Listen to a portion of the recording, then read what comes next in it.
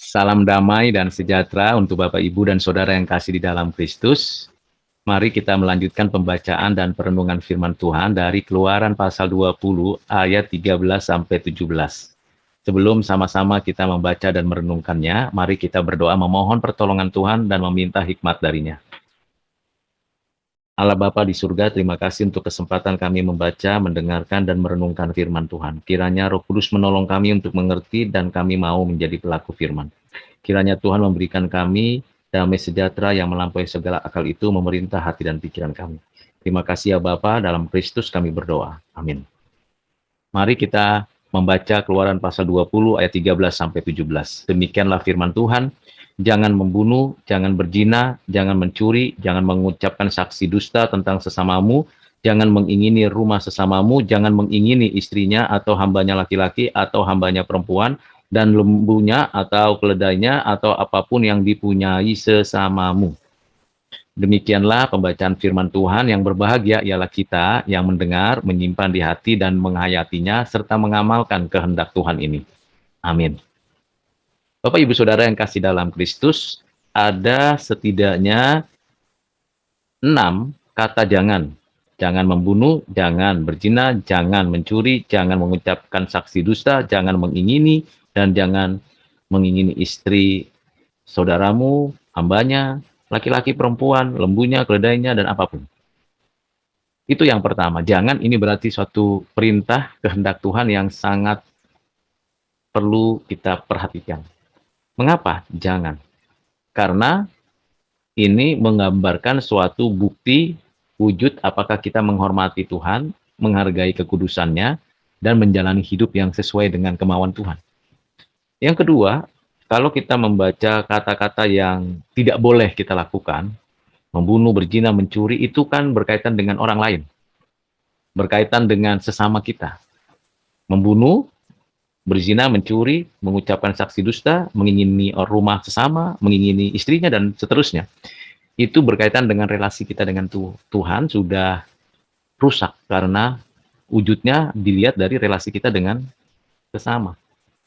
Mengapa Kain membunuh Habel? Karena hubungannya dengan Tuhan sudah rusak, sudah terganggu. Karena ia merasa kesal dengan Tuhan yang tidak menerima persembahannya. Retaknya hubungan dengan Tuhan menyebabkan retaknya hubungan dengan sesama. Bahkan dengan saudara sekandung. Membunuh itu kejahatan, karena nyawa milik Tuhan. Sedangkan jangan berzina itu berkaitan dengan persekutuan antar sesama dalam urusan seks. Seks itu suci dalam perkawinan. Dan perzinahan itu bukan perkawinan. Perzinahan itu adalah merusak pasangan atau lawan jenis yang berbeda, bahkan di zaman sekarang yang sejenis, itu berzina.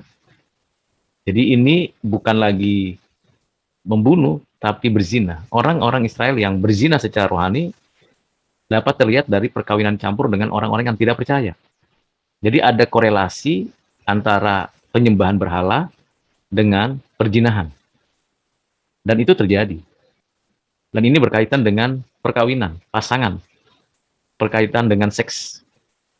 Kemudian jangan mencuri, ini berkaitan dengan pekerjaan. Pekerjaan yang harusnya kita lakukan.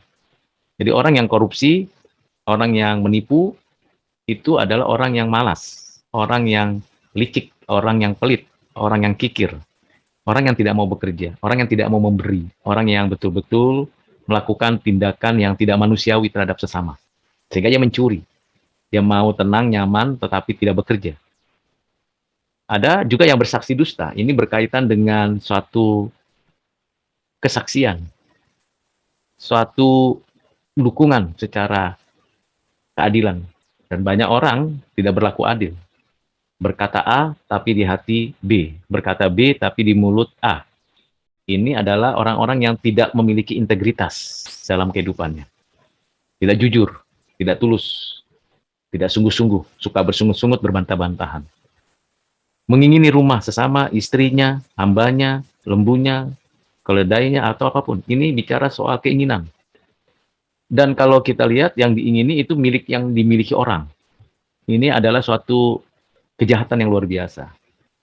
bukan hanya rumah, tapi istri, bukan hanya istri, tapi hamba laki-laki, perempuan, juga lembu, juga keledai, semuanya mau diingini. Ini menjelaskan kerakusan, satu upaya untuk maunya semuanya miliknya, padahal setiap orang diberikan sikap atau kesempatan memiliki yang diberikan Tuhan sebagai wujud tanggung jawab, tapi orang jahat melakukan tindakan sebaliknya. Karena itu Bapak Ibu Saudara, kalau kita memiliki suatu penghormatan kepada Tuhan, tahu apa itu artinya hidup, tahu apa artinya kehidupan yang kudus, tahu apa artinya bekerja dengan benar, dan mengerti tentang kesaksian yang jujur, yang terintegritas, bahkan menghargai kepemilikan dari sesama. Biasanya orang-orang yang mengerti itu adalah orang-orang yang takut akan Tuhan, yang bergantung bersandar kepada Tuhan. Hal yang berikutnya yang saya ingin menyampaikan adalah berkaitan dengan perintah Tuhan ini tidak hanya berlaku di masa Musa, di zamannya orang Israel di padang gurun, di Kanaan, atau pada masa-masa perjanjian lama, tidak.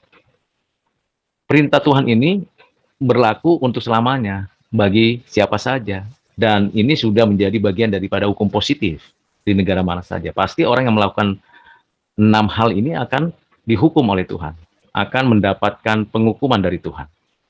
Nah, ini yang perlu diperhatikan. Mari Bapak Ibu Saudara, kita melakukan hukum moral ini dengan sungguh-sungguh di dalam takut akan Tuhan, di dalam penghormatan kepada Tuhan, dan kita boleh menjalankan semua dengan baik dan benar. Kiranya Tuhan menolong Bapak Ibu Saudara untuk menjadi pelaku firman, menolong saya, kita sekalian menjadi orang-orang yang menghargai hidup, kesucian, kerja keras, kejujuran, dan penghargaan terhadap karya orang lain. Tuhan Yesus memberkati. Mari kita berdoa. Tuhan tolong kasihani kami supaya kami tidak terjebak atau terikut-ikut dengan tindakan yang salah, yang Tuhan tidak kehendaki.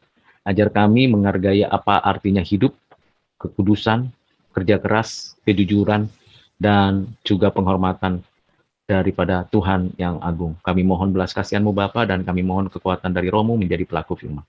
Berkat-Mu atas kami sekalian, dalam Kristus kami berdoa. Amin.